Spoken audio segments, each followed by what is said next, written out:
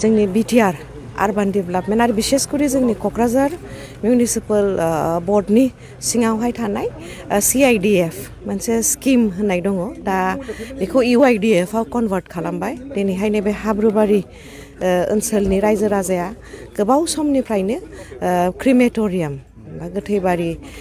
माने बेहाय माखासे इनफ्रास्ट्राक्चारखौ डिमान्ड खालामबाय थादोंमोन बिनाय जादोंमोन बे हिसाबैनो रायजो राजानि गोनांथिखौ नायनानै बे प्रजेक्टखौ लानाय जादों आरो दिनै बिनिनो फाउन्डेसन स्टनखौ गायसननाय जादों जाहाथे रायजो राजाया माने फैगौ समावहाय माने मोजांहाय बे नैबे पाब्लिक माने नैबे जे पाब्लिक डिमान्ड बेखौ मोजाङै बेबहार खालामनो हायो आरो लोगोसे जोङो नैबे ओनसोलखौनो माबादिहाय मोजाङै माने साजायनो हायो बेखौबो नायदों हाब्रुबारिया दिनैहाय फैयै फैयै वार्ड नाम्बार 8 आरो 7 नि नाव गोलैनाय जायो दा बेखौ एक्सटेनसननि खामानियाबो जागासिनो दङ आरो नैबे लामाखौबो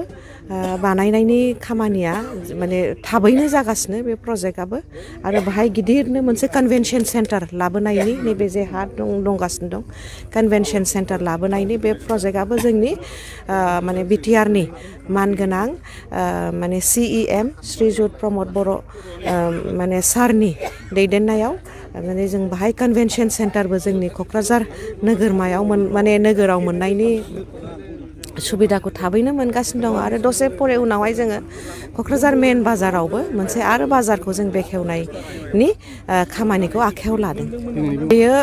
थाबैनो बेयो मास मोनसे दान माने मास मोनसे मोननैनि गेजेरावनो बेखौ फोजोबनांगौ मेक्सिमाम 3 months बेहायनो फोजोबनांगौ आरो जोङो बेखौ नायगोन जाहाथे थाबैनो फोजोबो गोलोम बोथोर जानायनि आवगोल अखा बोथोर फैनायनि आवगोल जाहाथे बे खामानिया जोबो बेखौ जों नायगोन आरो रायजो राजानि मददखौबो बाहाय लुबैगोन बे हाब्रुबारि ओनसोलनि आरो माखासे ओनसोलनिखौबो जों आखायाव लागासिनो दङ मैदेर खर'खौ लागासिनो दङ आरो मेन टाउननिखौबो जोङो माने प्रजेक्टसखौबो लाबोनाय जाबाय आरो माखासे मावगासिनोबो दङ आलादा